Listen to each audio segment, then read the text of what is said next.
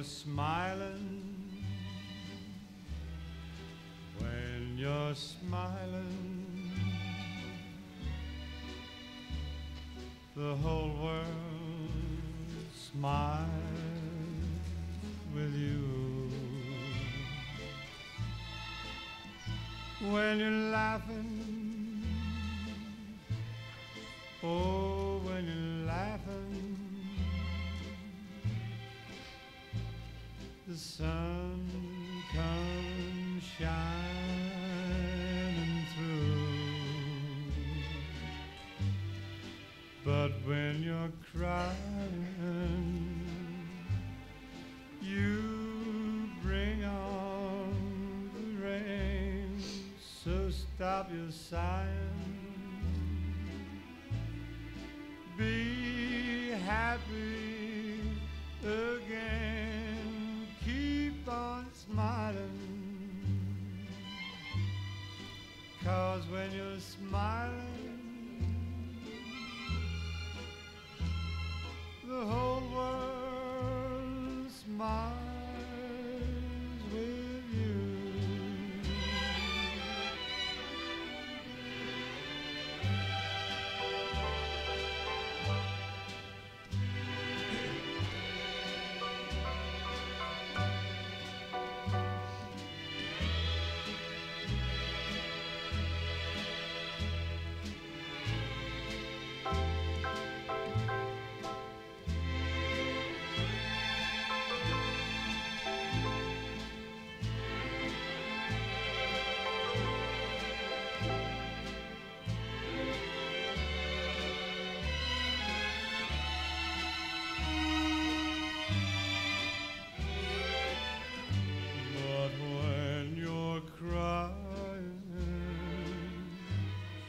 You bring on the rain, so stop your sighing,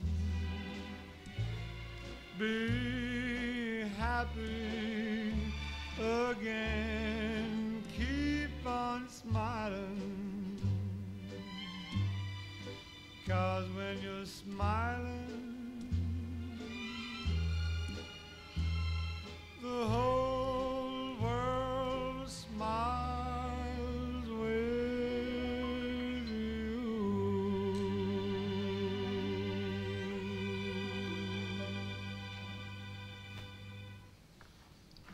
And in amongst, whoa, let's come back a bit. In amongst the sadness, ladies and gentlemen, of this morning, a smile for Joan.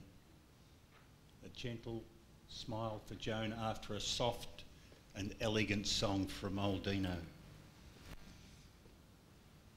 Marie, you're out there in Brisbane. It's 20 degrees at the moment, I think, but I won't say how warm it is here. But I want to let you know that you are on board, and all those that are out there on the internet are there for the help of one of Joan's grandsons, Ashley. Where are you, Ash? Thank you so very, very much. I was out the back looking for some help, and I said, have we got any teenage boys? You're a bit past teenage, Ashley. But good afternoon, ladies and gentlemen. Welcome. Welcome, and thank you for being here. We gather today to mourn the passing of Joan Long.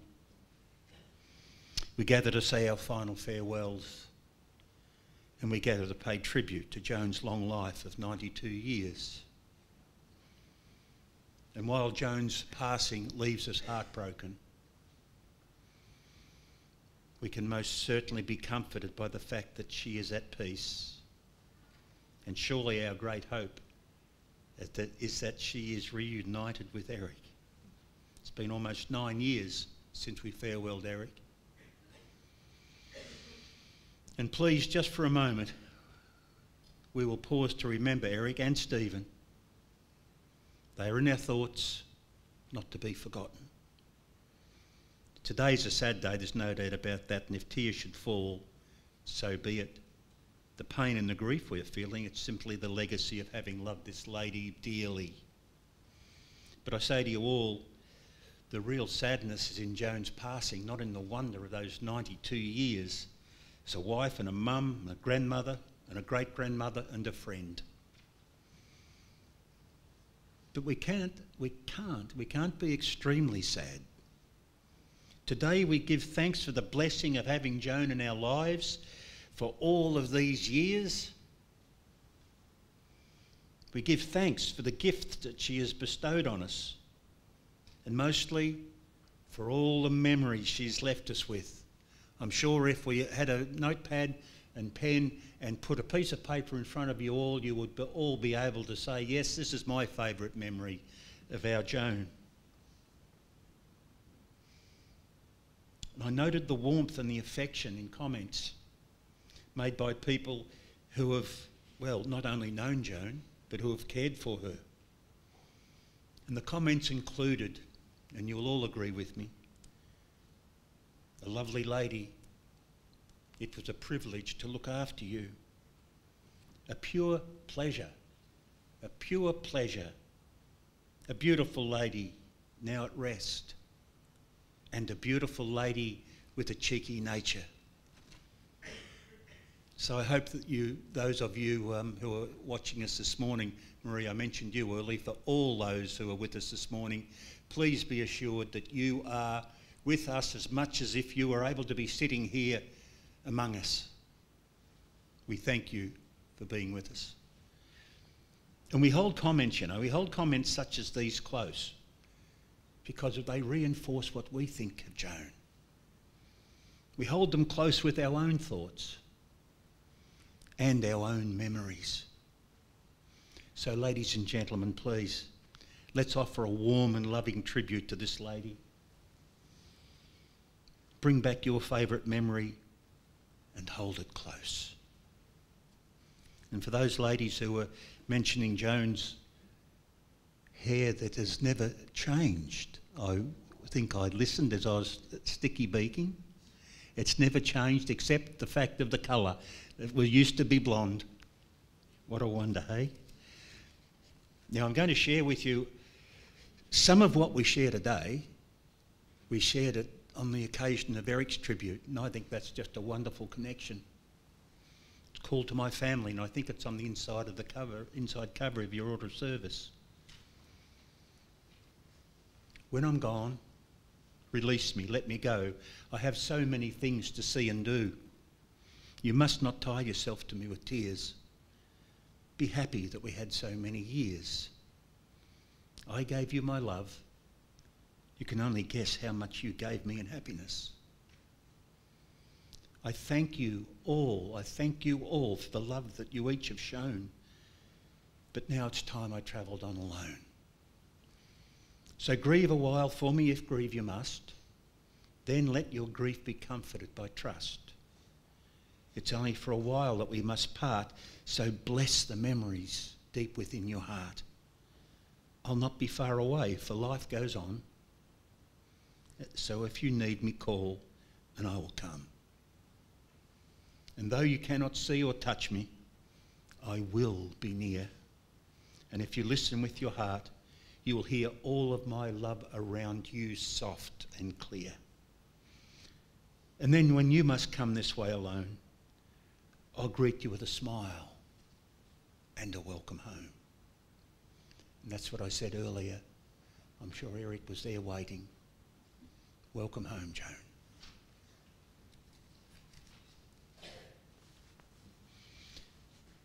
Now, Gary and I have had several phone calls and emails and all sorts of bits and pieces determined to put this together.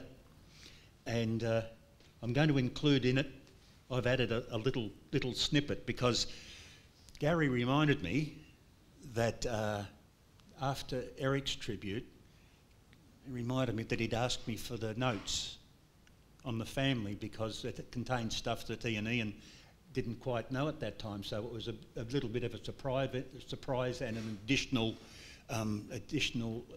part to the family history. So I had finally, after 9 years, I have organised with Gary, and he has in his possession the original notes from Eric's day. 9 years don't move too quick up our end of the world, obviously. But I am going to share with you, because I think it's very, very important, a brief history of Joan's family, the Hosey family. Joan was proud of her pioneering family. Mum's paternal great-grandparents, Russell Hosey from Stirlingshire in Scotland and Elizabeth Davis, married in Bairnsdale in 1864. Russell Hosey was one of Bairnsdale's first notable publicans. He ran the Commercial Hotel from 1861 until 1868. They had 6 children, one of which, Robert, who married Emily Kremborg in Bairnsdale in 1883, were Joan's paternal grandparents. Robert ran a butchering business in Bruthen and later in Bairnsdale. There were 9 children from this marriage, one of which was Walter Charles Hosey, Joan's father. Walter was born in 1895 in Kilmorey near Bruthen, and Walter attended Bairnsdale State School 754 until he left at the age of 13 to work in the butcher shop. Now, 2 of Walter's brothers, Russell and Gustav, enlisted in 1915 to fight in the First World War. They both ended up in Egypt at the same time, and together they disembarked on June the 29th, 1916. No doubt they shared the same 3-day train trip to the front before being involved in the first attack at Fromelles. Both were killed almost instantly, and their bodies were never recovered. They were both noted as brave men who would not remain in the rear but pushed to the front. In 1918, at the end of the war, Walter married Alice Craft. Alice was born in Craft Cottage in Paynesville in 1897, a building which is still standing today. Joan's father set up a butchery business of his own in Wyong, which he operated for 13 years. During this time, the couple's 3 children were born. Robert first in 1922, Joan in 1929 and Faye in 1933. Robert and Joan would travel into Bairnsdale together on a horse to attend 754 State School. Joan would tell the story that Robert would make her get off, and walk part of the way because the horse was tired. The Hosey family relocated to Bairnsdale not long after Walter purchased a butcher shop in the main street of Bairnsdale in 1938. After leaving school, Joan's first job was in the office of the Bairnsdale Butter Factory on the edge of the Mitchell River. It was while working there that she caught the eye of one Eric Long. Joan was now living at 19 McCulloch Street, and Eric began to walk past and chat to her over the front fence. He probably wore a path. But I asked Joan how they met, and we know this little snippet, but a young woman by the name of Joan Hosey was working in the office. And this is going back to 2013. I asked Joan how she and Eric actually met. Well, I would sometimes have to go onto the factory floor for administration duties, says Joan. I said, who spent most of the time, Eric in the office, in your office, or Joan on the factory floor? You know what I got back? Joan just smiled. I thought that was just beautiful. Joan just smiled. Eric began courting Joan, and even though his only means of transportation was a matchless 500 motorcycle, they went on outings together with Joan riding pillion. Eric must have won over Walter and Alice to receive permission for these trips as well. Eric purchased his first car in May of 1949. It was a convertible. Now they could travel in style. Eric and Joan married in March 1950 and moved temporarily into a large boarding house in Service Street in Bairnsdale. Coincidentally, only 500 metres from the unit where they would spend the last of their time together.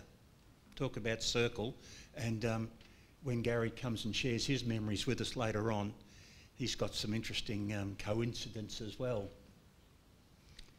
They bought a small weatherboard house on a large block in Swan Street and complete with established fruit trees, and began to set up a large veggie garden and a chook pen.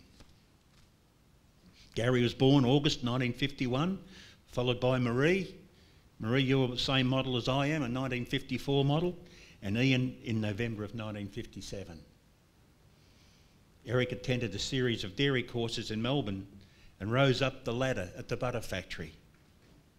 They purchased a block of land at 77 McKean Street, and Eric helped his father-in-law, Victor Walter, construct a new house. They moved in during 1960. Joan was in her element and very house proud.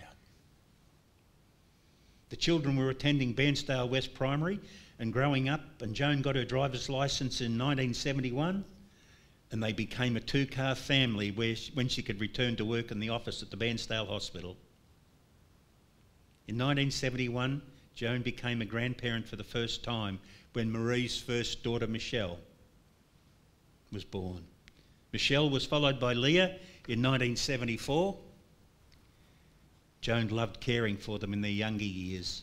More grandchildren followed from Gary, Stephen in 1976, Michael in 1979, and Amanda in 1982, and Molly in 1986. To add to the clan, Ian and his wife Sue produced Erlin in 1988, and Ash, you're a 1990 model. It makes you, what's that, 32? Joan and Eric dreamed of living in Paynesville once the children had left home, and they purchased a block of land in Newlands Drive with water views. And in 1984, after Ian had left home to work in Melbourne, an opportunity to purchase an existing home at 125 Langford Parade, Paynesville, came up. This home suited all their needs, so the power went off. So they sold the block and brought it. This became their base, and they commenced travelling near and far with a caravan, living the dream. Remember I said that Eric had built his own caravan, and they did lots and lots of touring in the early days with a Bondwood caravan and an HD Holden. Beautiful. Old age creeps up. Old age creeps up, and they subsequently moved about 300 metres diagonally into Park Ridge Retirement Village. Joan and Eric's best man, Eddie and Marge Hardy, also moved into the village, and they began a quiet, retired life together. And I remember us saying that it was wheelbarrows and trolleys that moved Joan and Eric across the road into Park Ridge. As Dad aged, this is Gary's words, as Dad aged, he became wary of the large increase in traffic volume on the Bairnsdale-Paynesville Road, and foreseeing the future, decided to move back into Bairnsdale within walking distance of the shops. They bought a small unit in a complex on the corner of Pearson and Riverine Streets in 2012. And sadly, Eric passed away only 12 months later at the age of 86. Joan struggled to cope at first,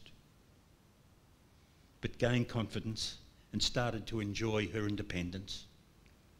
Her sister Faye, living back in Bairnsdale, had also lost her husband Merv. They kept each other company. Both were drivers, and they got out and about visiting the RSL for lunch and catch-ups with others. They regularly visited Bunnings for a sausage, which they ate while seated on chairs in the outdoor section. That's a beautiful image. The staff came to know them and stopped for a chat. That's a beautiful image. In December 2017, Joan tripped on a hose in the backyard of the unit. Luckily, she had her emergency button around her neck, and emergency staff rescued her and transported her to hospital. She was placed temporarily in Maddox Gardens, but returning to her unit on her own was no longer possible. She was lucky enough to get a permanent position in the Blue Gum wing of Maddox Gardens. Joan was a bright, intelligent and popular resident, and much loved by staff and fellow residents alike. She participated in all activities and was a whiz at the word games. Hooky and carpet bowls. Everyone said she was a lovely lady. The children would visit from Melbourne, from Phillip Island in Queensland, and take her out for the day as well as enjoying lunch. In early 2022, last year, Joan began to lose her mobility. There was a medical condition that had been dormant for many years, and it began to cause problems. She could no longer scoot about the complex with her walker, chasing the sunshine, and even that sentence, Gary, is just beautiful. You can imagine Joan scooting about, or just the word scooting about it, on her wheelie walker chasing the sunshine. She had been confined to bed recently, but was still transported to the dining room in a wheelchair for her meals. Joan had a couple of falls in the last few weeks and passed away on the morning of the 1st of July at the age of 92. Beautifully written, beautifully written. And we can all very, very warmly and lovingly say, rest peacefully, Joan.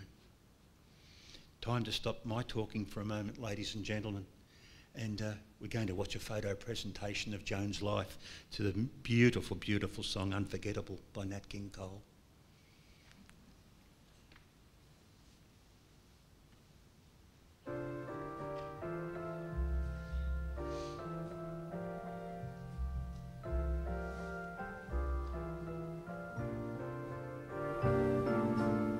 Unforgettable, that's what you are. Unforgettable, though near or far. Like a song of love that clings to me, how the thought of you does things to me. Never before has someone been more unforgettable in every way. And forevermore, that's how you'll stay. That's why, darling, it's incredible that someone so unforgettable thinks that I am unforgettable too.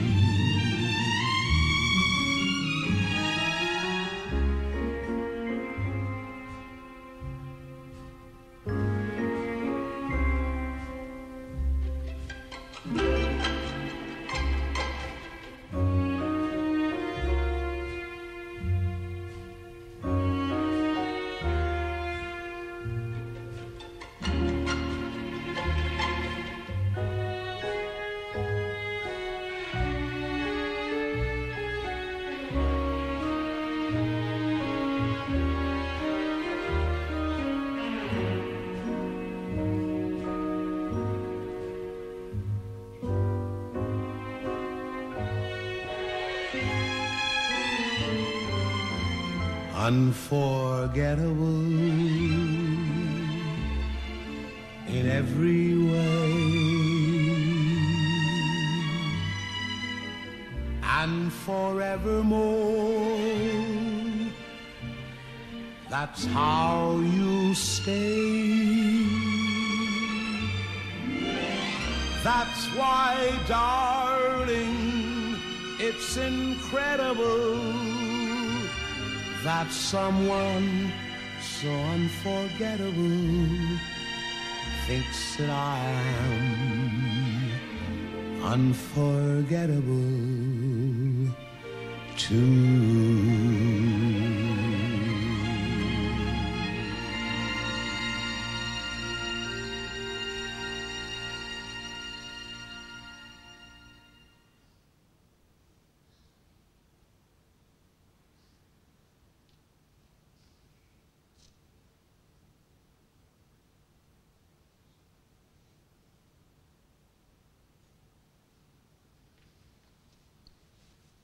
Oh gosh, beautiful memories.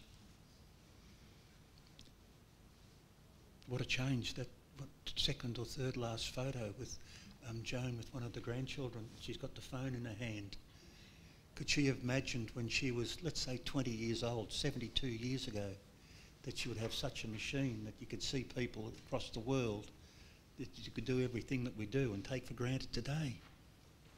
Beautiful memories, just beautiful memories. Now, more memories, because I know that there might be a few that have come down from Bairnsdale and run the gauntlet of the roadworks, and I know there's quite a few that have come up from Melbourne, and I thank you all for that, by the way.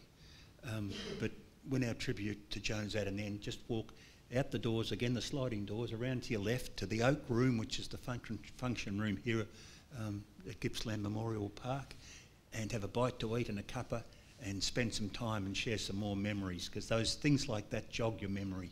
So please, if you're able to, stay with us. Now, Gary, come on, your turn, please.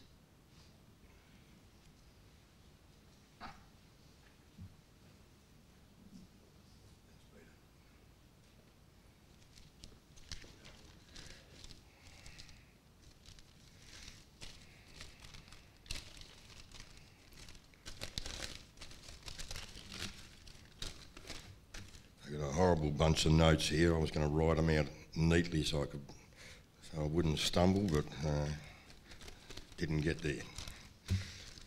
Just adding to something that Peter said about Mum and Dad moving into a boarding house just round the corner from where their final address was.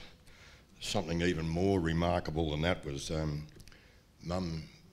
Mum discovered that she walked out of the units at corner of Pearson and Riverine Street there, and someone was walking past, and I think she knew them, and she started talking, and whoever it was reminded Mum that was the location of Sister Bull's hospital, and Mum said, "Oh my God, I was born there." So she was born on the exact block of land as the last address that Mum and Dad had together, which was, it sort of blew me away when she told me.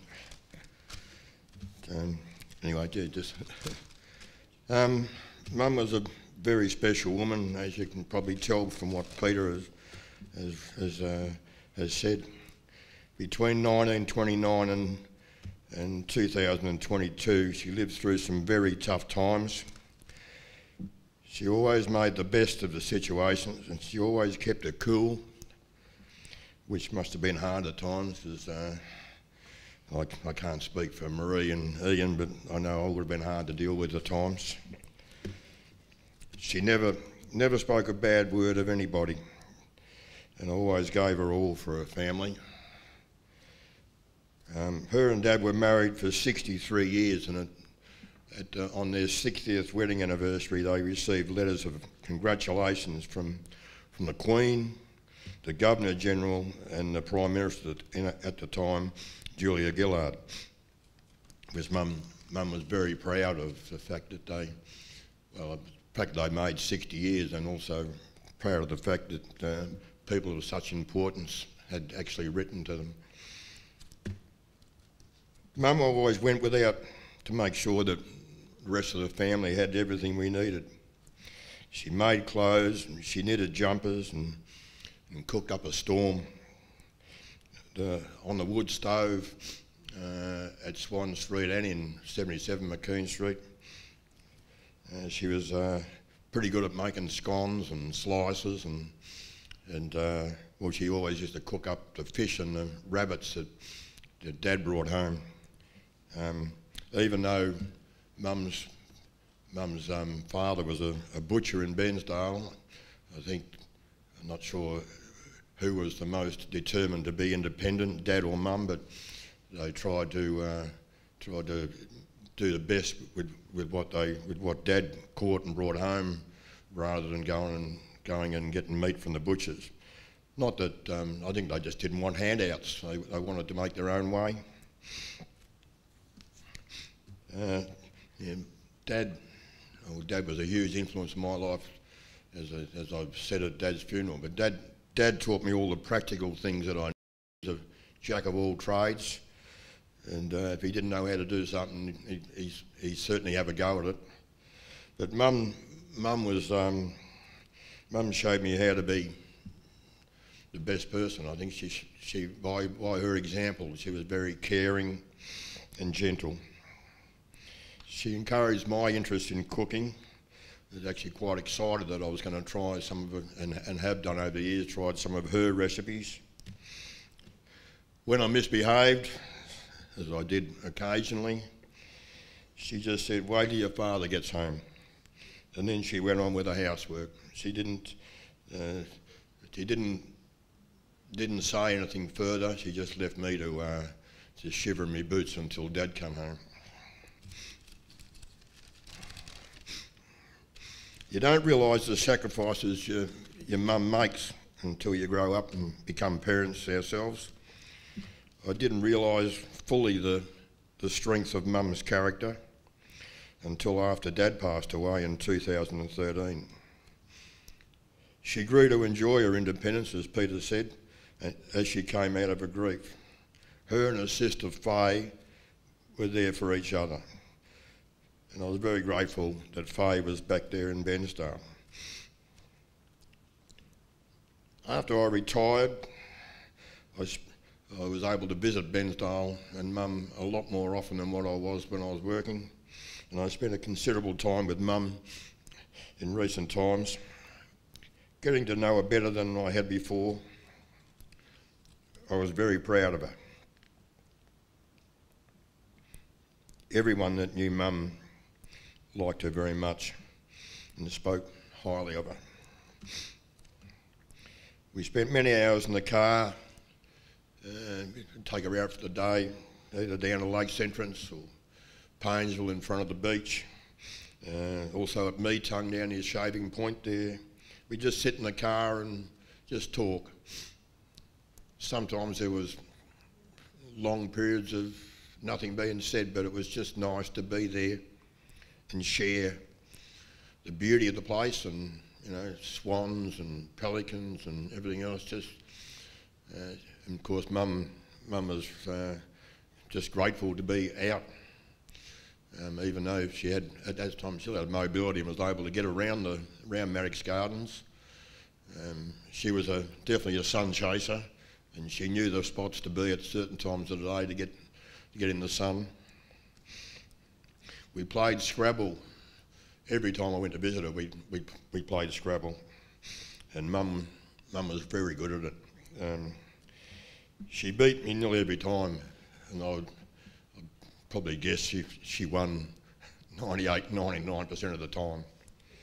Sometimes in an awkward situation with really awkward letters, she'd produce a word sometimes that I haven't even heard before. I trusted Mum. I didn't go away looking in a dictionary to see if it was a real word, but but I was amazed at how she could manage to find a word and use an X or a J or something, and manage to land it on a triple word score. Used to blow me away. She beat me by more than 100 quite a few times.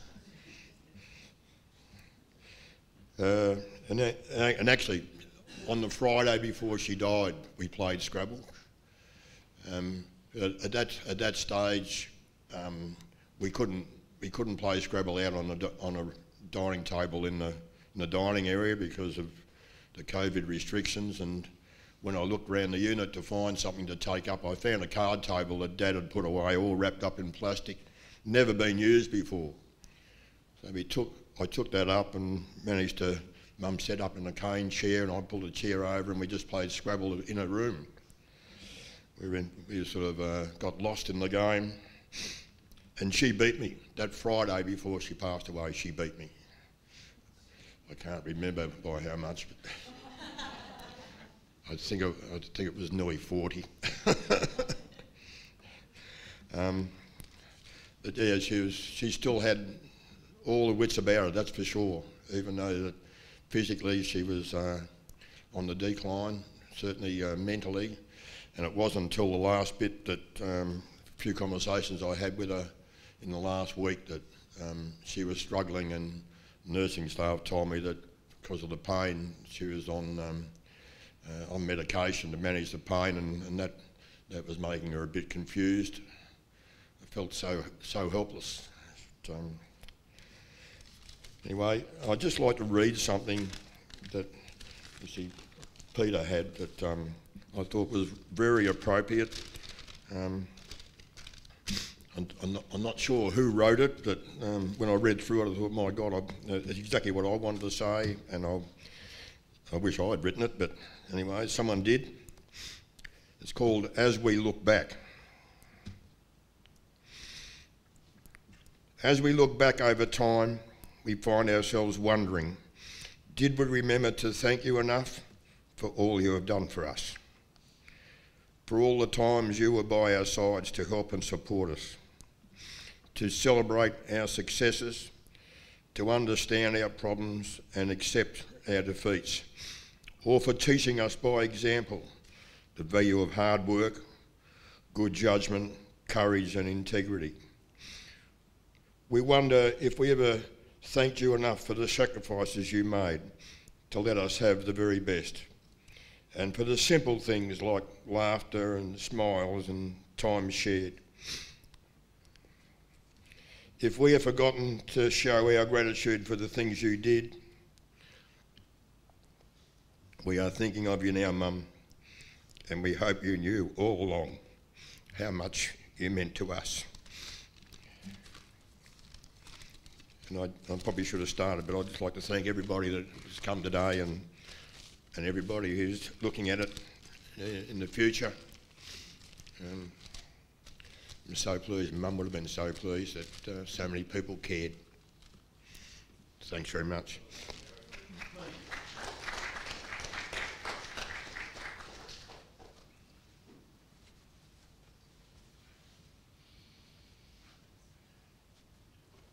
Well done, Gary.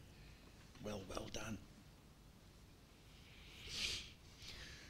We're going to invite, ladies and gentlemen, Kim's got a basket of rosemary for remembrance, and if you feel that you'd like to come down, she'll be coming down to the front in a moment, and if you feel like you'd like to come down, take a piece of rosemary and leave it with Joan, say your own quiet goodbye. Gosh, you're all most welcome. And we're going to listen to a song that we had, Remember the Connection, on Eric's occasion, and it's Amazing Grace by Mahalia Jackson. Thank you, Linda.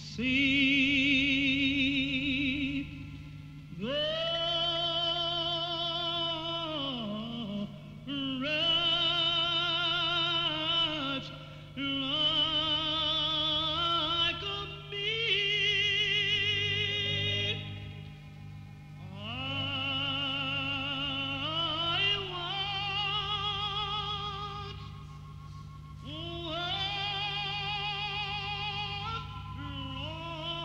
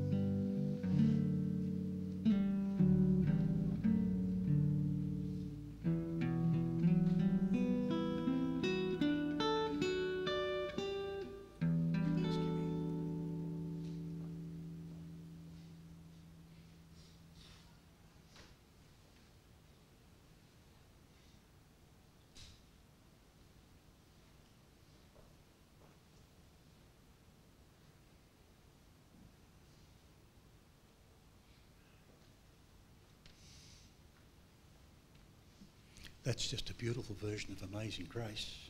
Beautiful version. And this is one where we're just going to sit back, ladies and gentlemen, and listen to. I love this song just because it's a bit of a toe tapper, and I'll be checking on people's toes. It's Just a Closer Walk with Thee by Patsy Cline.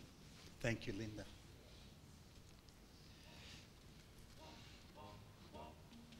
Just a closer walk with Thee. I am weak, but Thou art strong. Jesus, keep me from all wrong. I'll be satisfied as long as I walk. Let me walk close to Thee. Just a closer walk with Thee. Just a closer walk. Grant it, Jesus, is my plea. Just a closer walk. Daily walking close to Thee. Let it be, dear Lord, let it be. When my feeble life is o'er, time for me will be no more. Guide me gently, safely o'er to Thy kingdom shore, to Thy shore. Just a closer walk with Thee. Just a closer walk. Grant it, Jesus, is my plea. Just a closer walk. Daily walking close to Thee. Let it be, dear Lord, let it be. Just a closer walk with Thee.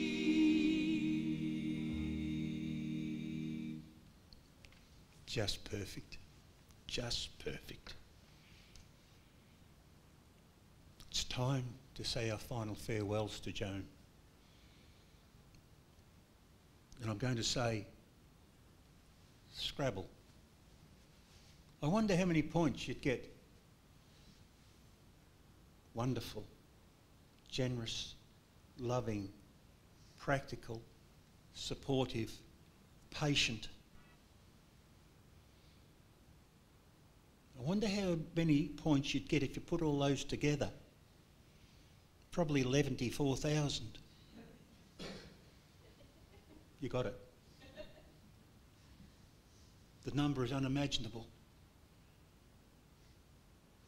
This lady has completed her life in an absolute wondrous fashion.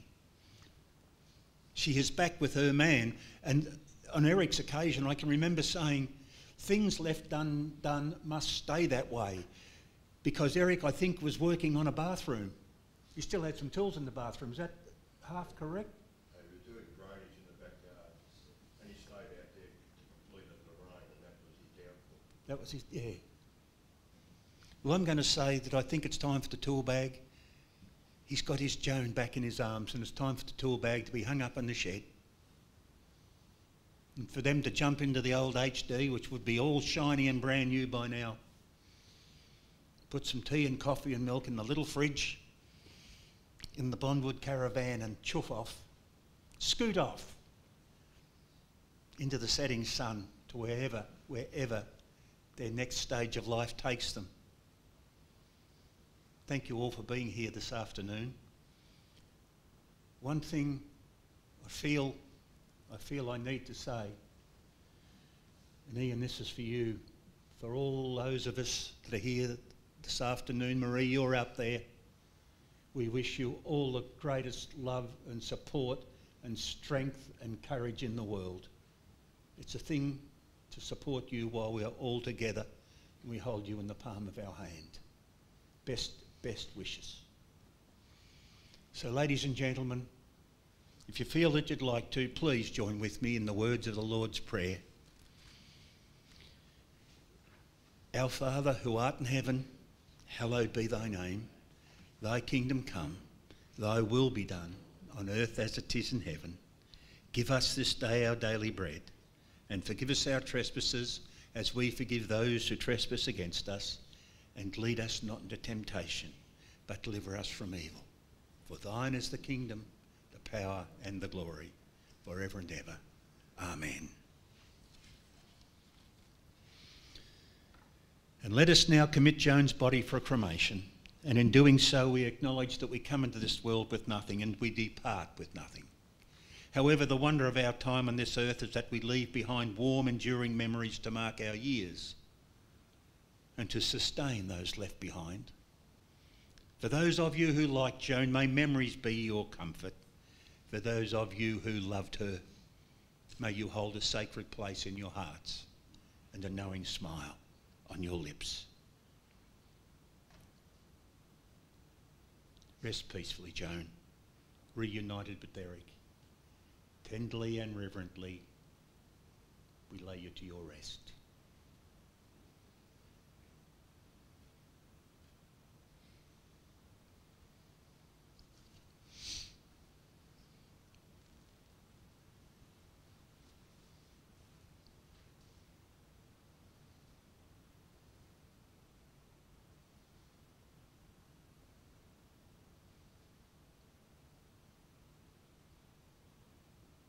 And our final song, ladies and gentlemen, by a lady by the name of Dame Vera Lynn.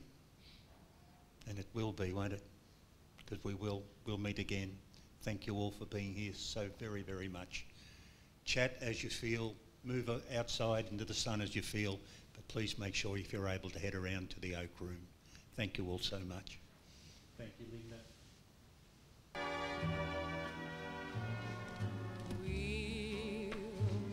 Again, don't know where, don't know when, but I know we'll meet again some sunny day.